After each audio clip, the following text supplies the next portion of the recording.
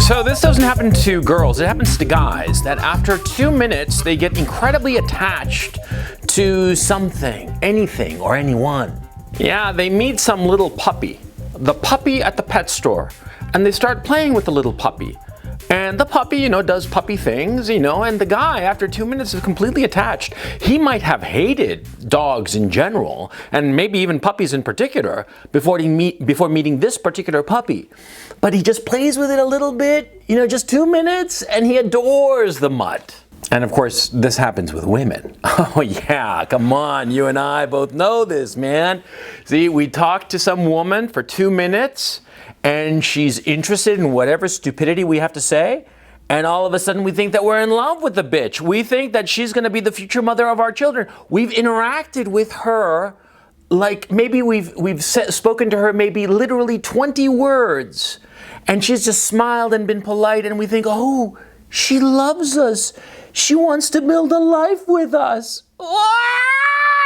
This ease with which men form attachments, it's actually quite serious. And it indicates a problem that we have in our society, a very serious one. See, the problem is that we men want to form strong bonds with one another, with other men, other peers, and with women, and also with children and the elderly. I mean, we want to feel part of a social matrix. We want to feel a part that we belong, and that other people depend on us and we depend on other people. It's a natural human instinct. In point of fact, I'm writing about it. And I'll show you guys here on Patreon the stuff I'm writing soon enough. But the point for this video is that, see, we have this need to attach ourselves to others, to other human beings. And because of it, well, in our contemporary culture, in our contemporary society, we don't have outlets for that. We don't have outlets at all.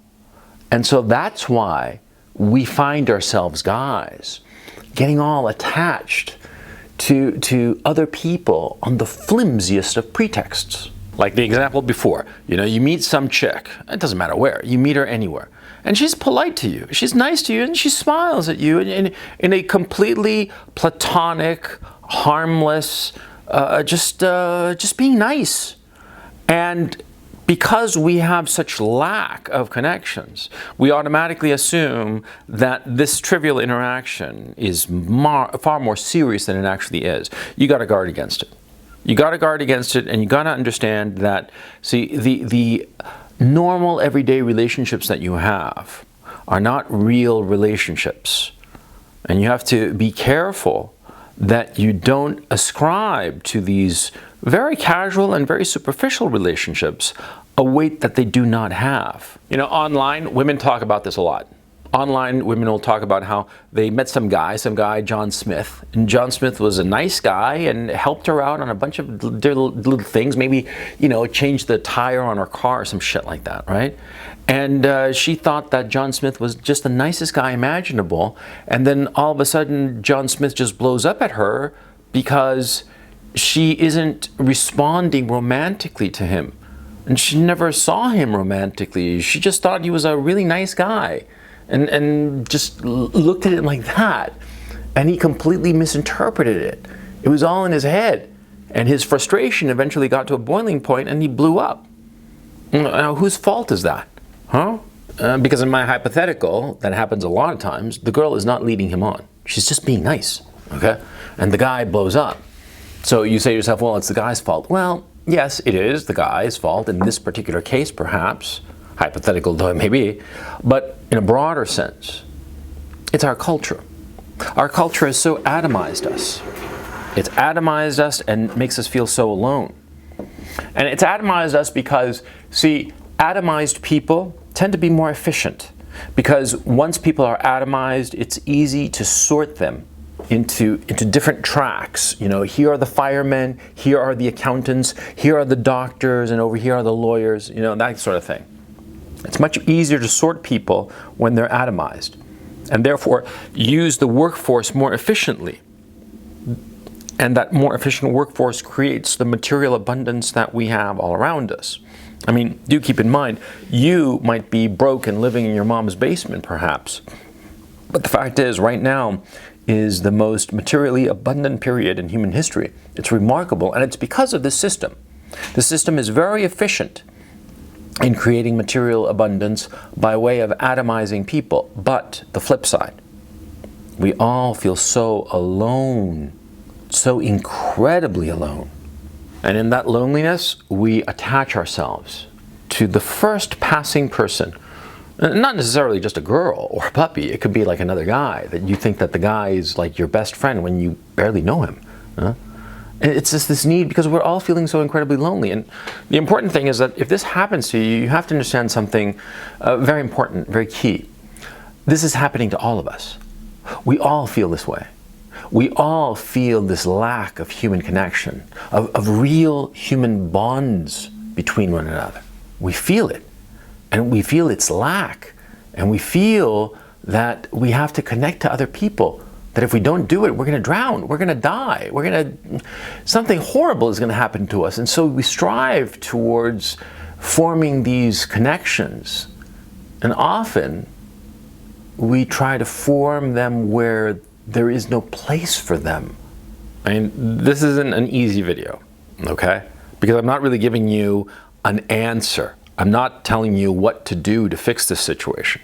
I'm telling you this is the situation. And as far as I can see, unless we radically change our entire society, in a change that could only happen after its complete collapse and like a restart of the whole machinery, or the whole thing of civilization, only in that case maybe we could change things around. But right now, the way things are going, even though we are currently passing through a period of historical crises in the West, I don't see this situation changing. We're all going to continue to feel incredibly lonely and isolated. And so we're always going to be trying to create these insta relationships with people who are, for all intents and purposes, strangers. You have to guard against it. You have to recognize what's going on and realize that you can't fall down this rabbit hole. You can't become so incredibly attached to somebody that you barely know, that you don't really know. And it happens, and it's understandable how it happens. And that's why I'm telling you this. That's why I'm making this video, so that you understand what's happening and don't allow yourself to fall for this trap. Because I see it all the time. I see a lot of guys who message me telling me that they had some relationship and that the woman just totally like blew him off, and they start going into it, and all of a sudden you realize, hey, this guy barely knew this girl. Barely knew her at all.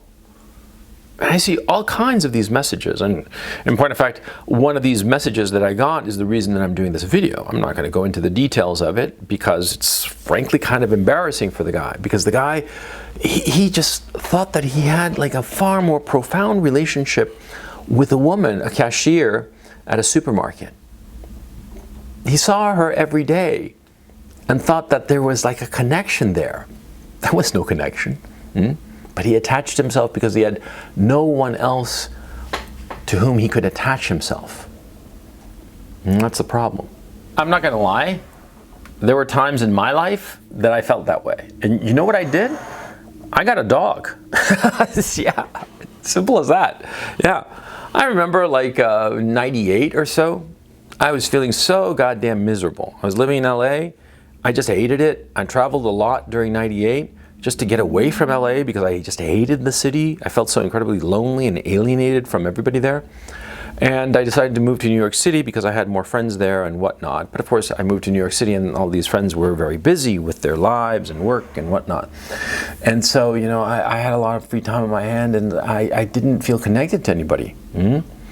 And a friend of mine decided that I should get a dog.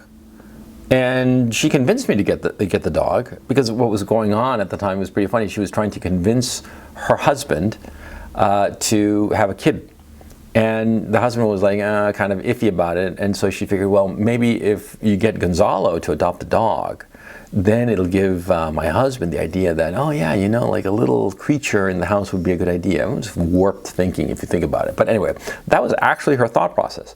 And so she helped me get a dog at the North Shore Animal League in New York City. And I got a dog. Her name was Claire. I had her for 15 years. And I grew incredibly attached to the stupid mutt. Oh yeah, I love that dog. I love that dog. And we grew incredibly attached to one another. And you could say, well, that's kind of sad that you wound up having like a dog instead of a girlfriend. Well, the funny thing was that, see, once I got the dog, I started getting the girlfriends. And it wasn't because the girls thought that the dog was cute. The dog was cute enough, but no, what was going on, of course, is that, see, I had this connection with the mutt. This connection, this emotional connection. You know, the mutt adored me, and I got her as a puppy, and so puppies just adore their owners, and they're all over them, right?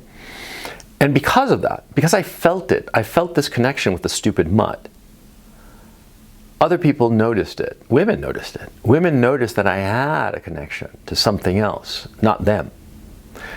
And they naturally gravitated towards me. It was the weirdest thing. Only retrospectively did I realize that having the mutt, having that connection to the mutt, created more connections. And that's something that I've noticed over the years. Once you have like one or two connections, and you start to build on them, and they're real connections. They're not just in your head. They're actual connections going in both directions. It's a two-way street. Once you start that connection, all of a sudden other connections start arising. And I suspect it's partly because other people sense that you have these connections and they want to plug into you, as it were. That's the vibe I get. I don't have any, like, you know, no sources and no citations, man.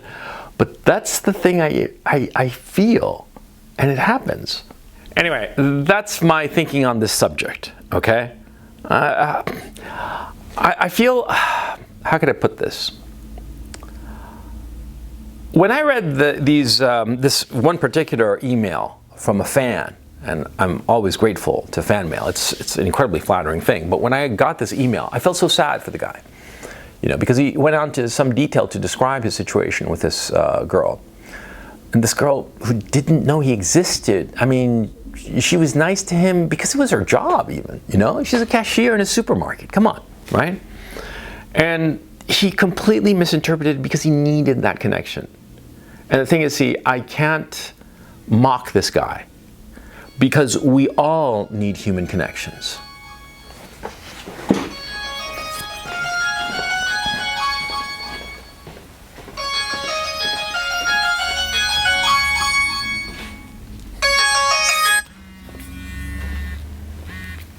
Tanya, hi, how's it going? Hello, how are you?